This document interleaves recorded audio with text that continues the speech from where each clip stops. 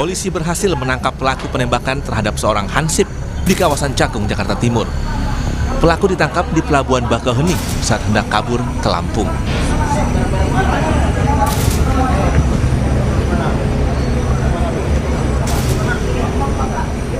Penangkapan pelaku penembakan berlangsung dramatis di atas kapal Raputra Jaya yang baru bersandar di Pelabuhan Bakauheni, Lampung. Pelaku tak bisa berkutik saat mobil yang ditumpanginya dikepung polisi. Polisi masih memburu pelaku lainnya serta mencari barang bukti senjata api yang digunakan dalam penembakan tersebut. Membekuk inisial R, pelaku utama, pada saat hendak melarikan diri ke wilayah Lampung, jadi diamankan di Bakauheni. Dari keterangan saudara R, ini akan penyidik saat sekarang masih mencoba untuk melakukan penangkapan kepada pelaku kedua, termasuk untuk menggali informasi senjata api ini berasal dari mana.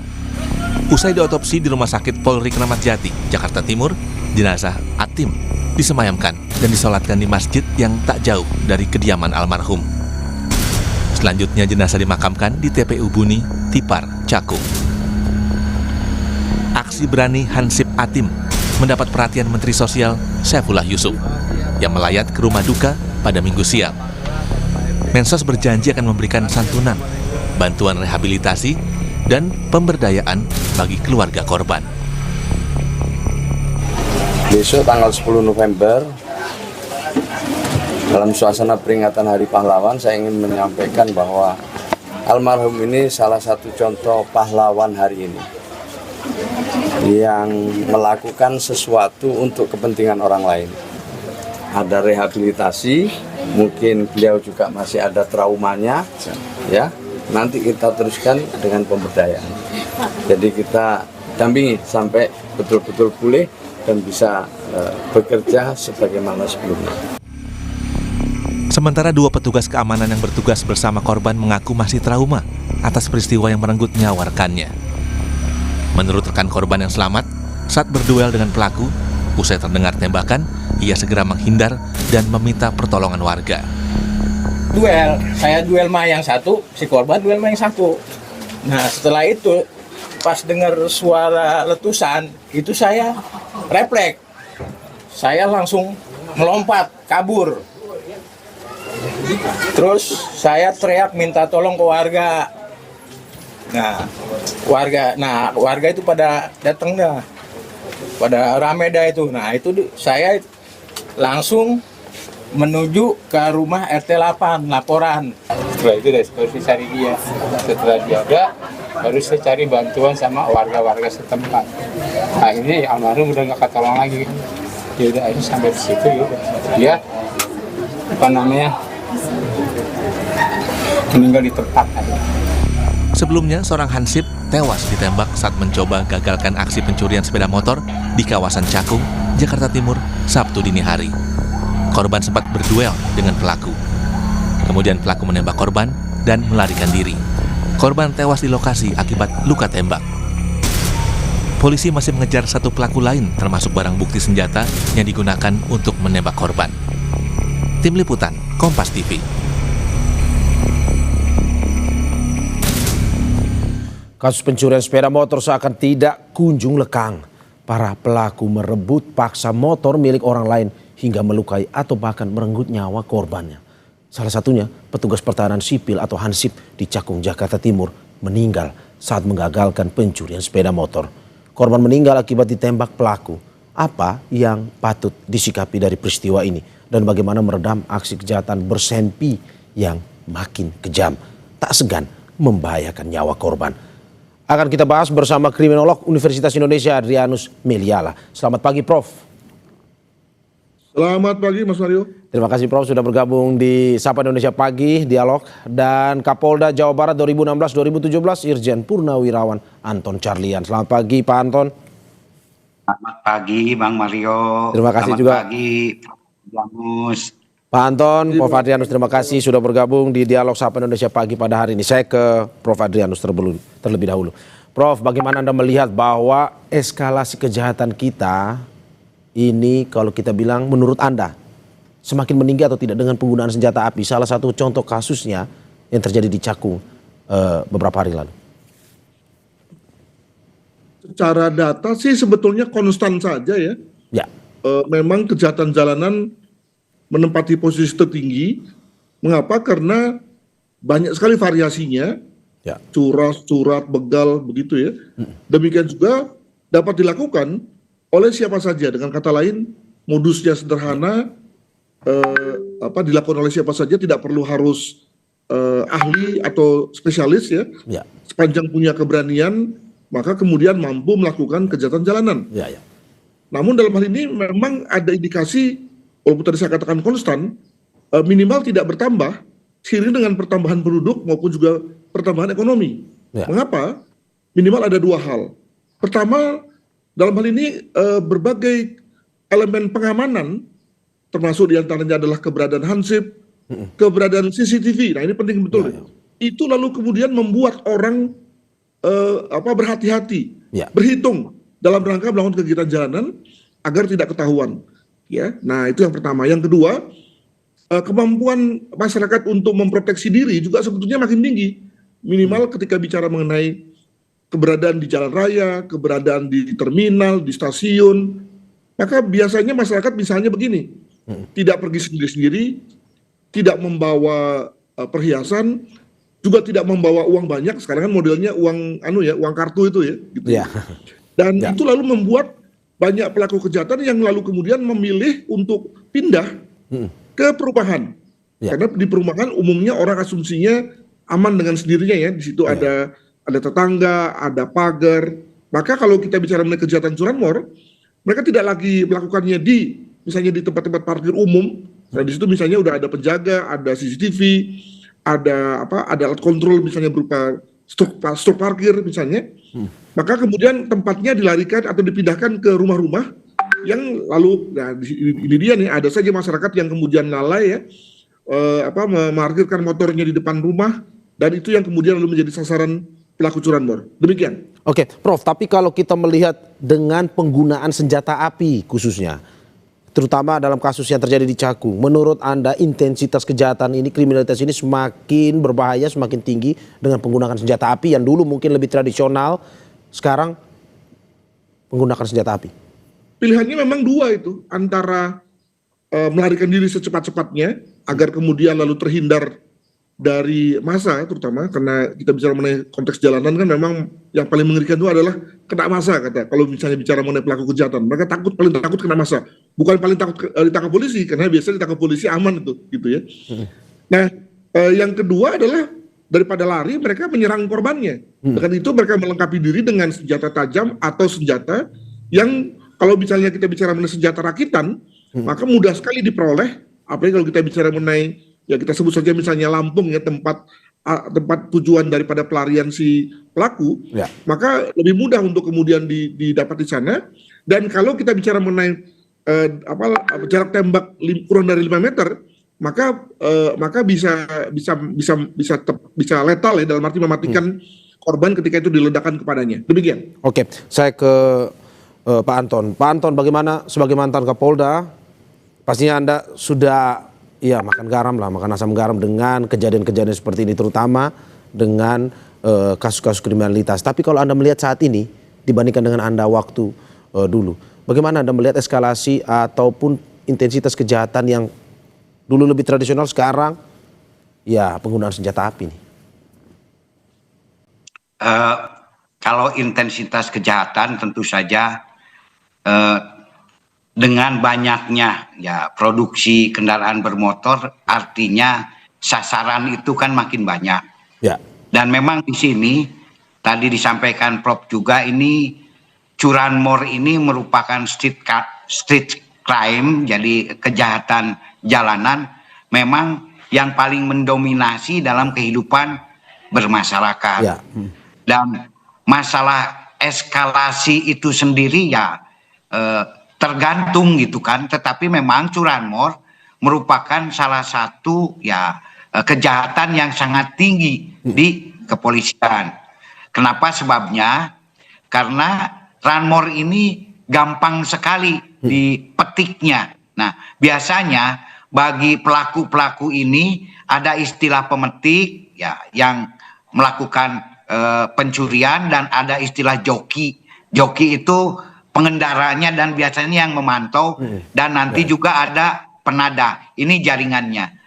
Dan jaringan Lampung ini memang sejak zaman saya masuk sebagai polisi sudah ada. Mohon maaf, bukan mendiskreditkan betul. daerah tertentu ya. tapi memang dikenalnya demikian. Kemudian masalah senjata api ini juga tidak aneh. Namun memang biasanya untuk pemetik ini tidak menggunakan senjata api. Ini biasanya yang menggunakan senjata api itu biasanya pelaku jatan ras. Jatan ras itu bajing luncat lah kalau dari daerah Lampung. Dan senjata api ini memang bisa banyak sekali didapatkan, terutama di daerah Lampung juga beredar. Oke, tetapi Pak Anton, berarti Anda mau bilang bahwa sebelumnya pelaku curanmor ini tidak menggunakan senjata api, tapi sekarang lebih meningkat ya penggunaan senjata api ini untuk curanmor?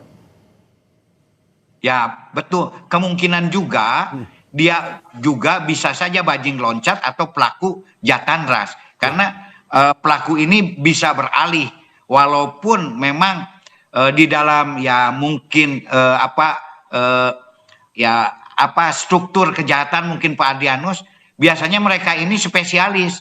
Kalau curanmor saja, bajing luncat saja, dan wilayahnya pun juga mempunyai area masing-masing. Misalkan yang sudah punya area Jakarta tidak boleh ke Bandung, tidak boleh ke Jatim. Jadi mereka pun juga seperti punya satu wilayah kekuasaan begitu. Dan senjata api ini tadi di mana bisa didapatkan? Kalau organik ini biasanya didapatkan banyak di daerah-daerah konflik. Kalau seperti dulu di Aceh, di Tim-Tim, di Papua. Tadi Anda bilang bahwa kalau sudah di Jakarta, ya di Jakarta saja, yang di Bandung saja. Apakah kalau ini kita bisa tangkap bahwa ini ada sebuah komunikasi yang dilakukan antara pelaku kriminalitas ini untuk bisa melakukan aksi mereka dan membagi-bagi wilayah mereka, terkumpul dalam sebuah organisasi besar, atau gimana menurut Anda? Ya memang ada organized crime-nya mereka itu sendiri. Saya bahkan ya kalau polisi yang pintar, kalau tahu datuknya kita bisa nego gitu kan, bisa nego ini. Saya seperti di Suasa, pokoknya selama saya jadi Kapolres jangan sampai ada pencurian sapi. Alhamdulillah tidak ada. Jadi memang datuk-datuknya itu ya di dalam dunia organized crime ini memang ada begitu kan. Bernegosiasi dengan pelaku kejahatan itu maksudnya? Ya betul sekali. Oke. Kalau pelaku bajing luncat, ada datuknya. Datuk misalkan Jakarta, ya seperti semacam wilayah kekuasaan di kepolisian, tentara itu mereka sudah mengkapling-kaplingkan itu. Kenapa harus bernego, Pak? Dan kenapa tidak langsung menangkapnya saja? Ya kan untuk menangkap itu ya tidak sesederhana itu. Harus ada bukti yang nyata. Ya, kita bisa memantau saja. Ibaratnya, mohon maaf ya, pelaku bos-bos judo misalkan. Kita tahu, oh ini orangnya. Tapi tidak bisa ditangkap begitu saja. Harus dalam keadaan tertangkap tangan. Dan mereka pun juga biasanya ya yang di atas itu sudah tidak melakukan lagi. Jaringannya itu ke bawah itu terputus. Mungkin bisa 2 lapis, bisa 3 lapis, bisa 4 lapis gitu kan. Jadi nggak sesederhana itu untuk mengungkap organized crime ini. Dan ini saya kira ya unit-unit curanmor, unit-unit jatan ras ini mereka istilahnya banyak yang tahu lah siapa sebetulnya. Bahkan termasuk daerah-daerah penampungan. Bahkan sekarang konon kabarnya salah satu daerah penampungannya ke luar negeri, yaitu ke Tim-Tim gitu kan. Atau ke daerah-daerah, mohon maaf, daerah-daerah perkebunan. Daerah-daerah perkebunan ini, mohon maaf bukan mendiskreditkan perkebunan gitu kan. Menjadi salah satu ya tempat pelemparan ya pencurian-pencurian kendaraan bermotor. Nah, namun tadi kalau untuk senjata rakitan biasanya kalau di Jawa Barat itu di Cipacing. Kenapa Cipacing? Karena di Cipacing itu tempat ya pembuatan senjata-senjata untuk berburu gitu kan. Di mana ada tempat pembuatan kerajinan senjata untuk berburu, di sana biasanya berkaitan juga dengan senjata-senjata rakitan. Nah, termasuk di Jawa Timur. Nah, apakah ini juga senjata rakitan atau senjata organik, nah ini kan kita perlu diperiksa dengan lab Lebih krim. lanjut lagi, ya, Apa betul. sebetulnya balistiknya itu. Oke, Pak Anton. Oke. Karena alurnya itu nanti jelas dari selongsong pelurunya itu. Kalau kita tahu, oh ini senjata rakitan, oh ini senjata organik, nanti akan ketahuan setelah dari hasil balistik Pak Anton. dan lapor gitu kan. Itu. Sebelum saya ke Prof. Adrianus, saya juga ingin menegaskan lagi bahwa ini tidak ada mendiskreditkan daerah tertentu. Ini bagian dari dialog untuk mencari terkait dengan kriminalitas yang sedang terjadi di wilayah-wilayah kota besar. Prof. Adrianus, tadi sudah disampaikan oleh Pak Anton bahwa ada beberapa kejahatan yang memang mungkin sudah tahu, polisi sudah mengetahui, tetapi memang hingga saat ini memang untuk menangkapnya ya bukan sesuatu hal yang mudah sebenarnya. Nah, bagaimana pencegahannya sebenarnya kalau ke depan untuk bisa ini pada akhirnya masyarakat semakin merasa aman, mereka mau kemana pun bisa dilakukan tanpa harus takut ada kejadian-kejadian seperti ini, termasuk ini kepemilikan senjata ilegal, salah satunya rakitan yang gampang dibikin. Ya, pandangan yang sering dikemukakan adalah bahwa kita semua elemen negara dan masyarakat itu diikutsertakan ya bersama-sama untuk mencegah kejahatan. Itu suatu ajakan yang baik, namun juga harus disikapi secara kritis. Kalau kemudian kejahatannya sudah sedemikian berbahaya bahkan mengancam nyawa, apakah lalu masih tepat menyertakan masyarakat dalam langkah pencegahan sebagai elemen yang tidak tahu apa-apa ya, tidak punya senjata, tidak terlatih, tidak punya sense of security begitu ya, dengan memasang masyarakat di depan, maka tentu lalu itu kan seperti menjadikan sebagai isi target bagi masyarakat. Jadi dengan kata lain, kalau kita bicara mengenai pencegahan kejahatan, maka ada komanya tuh. Komanya adalah untuk kejahatan-kejahatan yang umum, yang tidak berbahaya, yang diperkirakan mungkin hanya terkait dengan misalnya lingkungan perumahan saja. Tapi di lain itu misalnya terkait dengan narkotika, hati-hati, bandar-bandar umumnya sudah melengkapi diri dengan satuan atau kelompok-kelompok yang pengaman, bodyguard, dan mereka bersenjata. Demikian juga misalnya para pelaku, mulai dari pelaku judol tadi dikatakan oleh Pak Anton, pelaku pencucian uang, semuanya pasti ada elemen di mana mereka mampu melawan, mampu melakukan retaliasi kalau kemudian ada masyarakat yang menyergap mereka, yang mengetahui bahwa mereka tengah melakukan kejahatannya. Dan sekali lagi, ini kan menempatkan jadi kasus ini memang menjadi satu kasus yang menarik dari segi bahwa untuk kejahatan yang bersifat jalanan dan bersifat kecil pun para pelakunya sudah menguasai atau melakukan satu hal yang bisa mencelakakan masyarakat. Maka bagaimana dengan kejahatan yang makin tinggi, makin canggih? Maka apakah lalu kemudian pelakunya bisa dengan naif begitu saja ketika ada masyarakat yang gerbek? Pasti tidak. Untuk itu maka satu pihak ya masyarakat juga harus hati-hati dalam rangka melakukan suatu upaya pencegahan hingga penangkapan. Karena memang kalau nunggu polisi ya tentu lama ya dan keburu lari itu ya. Maka memang masyarakat juga diharapkan untuk berpartisipasi cepat tapi juga tidak mengabaikan keselamatannya. Prof, termasuk juga kalau membiarkan kepemilikan senjata secara ilegal ini semakin marak akan berbahaya juga menurut Anda ya? Saya kira Indonesia beruntung ya tidak memberlakukan rejim penggunaan dan pemilikan senjata api ya. Bandingkan dengan negara-negara lain yang melakukan itu, dan kita tahu hebohnya mereka karena misalnya ada penembakan massal dan seterusnya. Nah, tetapi walaupun dibilang kita tidak mengenal pemilikan dan penggunaan, tapi jangan lupa bahwa ada saja kalangan yang kemudian lalu menguasai secara tidak berhak. Tadi akibat daripada mereka menguasai dari daerah konflik, dari membeli di pasar gelap, melakukan atau mencari dari senjata rakitan yang dalam hal ini dengan teknologi bubut sederhana, maka sudah bisa diperoleh suatu senjata yang rada-rada letal tuh. Dengan kata lain, oke lah kalau misalnya jarak tembak 10 meter pasti kemana-mana tuh arah tembaknya. Tapi kalau 2-3 meter maka pasti sudah bisa mematikan. Dan yang lebih penting lagi adalah bahwa tampilannya udah bikin orang ngeri ya, bikin orang takut dan kemudian lalu tunduk pada perintah daripada si pembawa senjata. Prof, sebelum saya ke Pak Anton, saya ingin bertanya lagi kepada Anda. Ini membaca data dari Pusiknas Barreskrim Polri. Ini mencatat tren terbaru menunjukkan senjata api tidak hanya muncul dalam aksi perampokan atau teror bersenjata, tapi terjadi peningkatan penggunaan senjata api dalam kasus cekcok antara warga, pertikaian pribadi, dan aksi spontan akibat emosi saat lebih privat permasalahan ini, tetapi menggunakan senjata api. Perlu kita takutkah ke depan dengan kejadian seperti ini? Jangan lupa tadi juga disetujui oleh Pak Anton bahwa untuk senjata rakitan itu beredar di masyarakat. Dan yang kedua adalah, nah ini juga menarik nih, adalah soft gun, ya. Soft gun juga begitu, kalau ditembakkan di jarak dekat maka bisa membuat luka pada tubuh, ya, dan bahkan bisa masuk ke dalam tubuh. Nah, yang menariknya lagi adalah bahwa walaupun soft gun itu sudah prevalent, ya, sudah banyak dimiliki oleh masyarakat untuk tujuan-tujuan, mulai dari tujuan sport hingga tujuan hobi, tapi regulasinya rendah sekali, regulasinya lemah sekali. Maka saya kira menjadi call bagi kita untuk mendorong regulator melakukan atau membuat regulasi terkait dengan soft gun, agar kemudian tidak ada orang yang petantang-petantangnya dengan membuat soft gun yang mana dari jarak 2-3 meter pasti kelihatan betul sebagai senjata api yang real dan organik begitu. Demikian. Oke, saya ke Pak Anton. Pak Anton, seperti data yang saya baca tadi, takutnya pengguna senjata api ini tidak lagi di kejahatan-kejahatan curanmor, kejahatan keras, tapi masuk ke ruang-ruang privat warga. Orang bercekcok pribadi tiba-tiba mengeluarkan senjata api untuk menghabisi korban. Menurut Anda seperti apa ke depan, Pak?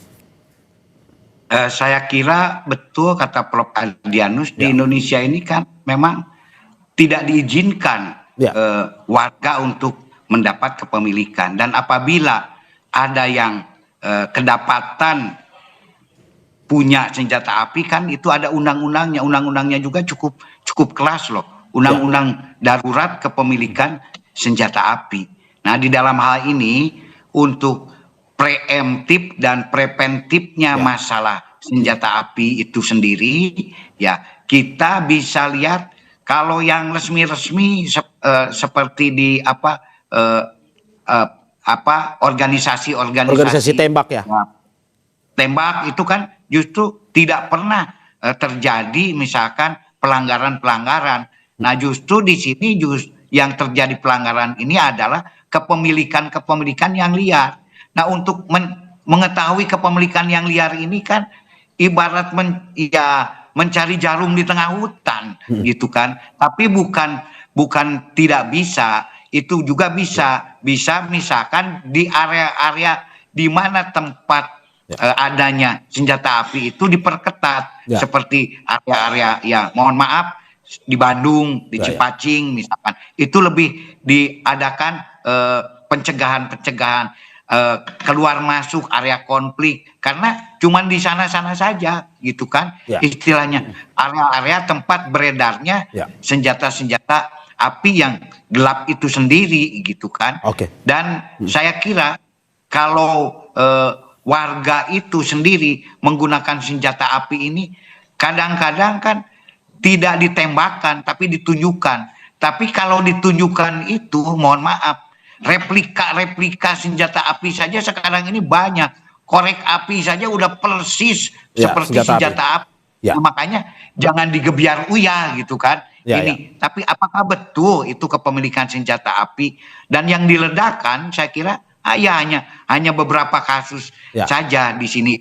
Jadi saya kira ya di sini pun juga diadakan penertiban kembali, misalkan dari Polri untuk pengawasan senjata api itu sendiri, sehingga peredaran senjata api itu dan diadakan razia-razia malam misalkan, sehingga dengan demikian akan razia sajam dan senpi kan ada. Nah, ini bisa dilakukan juga sehingga dengan demikian bisa mengurangi dampak negatif daripada penggunaan senjata api itu atau senjata tajam itu sendiri. Kita harapkan memang ke depan bahwa tindakan preventif pencegahan ini untuk keamanan masyarakat semakin diperkuat sehingga ya aktivitas masyarakat tidak terganggu, dan juga peredaran senjata ini ya kita harapkan dari polisian juga bisa pada akhirnya ya melakukan razia sehingga bisa mengurangi produksi senjata yang didapat baik ilegal, yang itu rakitan dan lain-lain, sehingga